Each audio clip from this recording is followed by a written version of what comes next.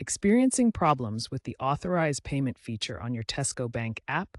This section will guide you through common causes and solutions. The primary issue arises when the in-app prompts, used for two-factor authentication, fail to appear, preventing you from authorizing transactions. Recent app updates, specifically version 8.5.2, released in August 2025, have aimed to address these bugs by integrating AI-driven error detection. First, ensure your app is up to date.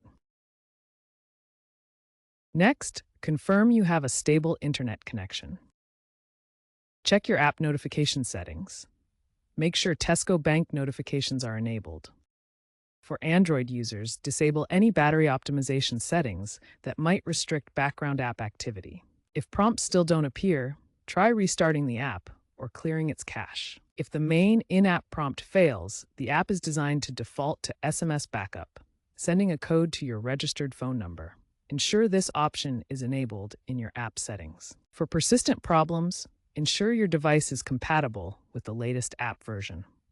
Older devices sometimes struggle with newer authentication protocols. If basic troubleshooting doesn't resolve the authorized payment issue, consider these advanced fixes. If SMS backup also fails, contact Tesco Bank support immediately.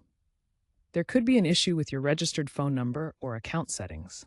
Look out for app updates that may address underlying issues, as Tesco Bank is continually improving its app security. Going forward, Tesco Bank is shifting towards more secure and user-friendly authentication methods.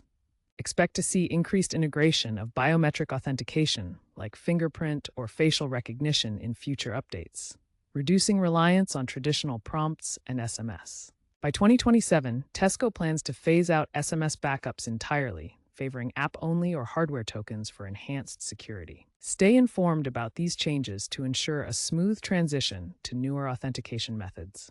These trends align with broader industry efforts to combat fraud and enhance digital banking security.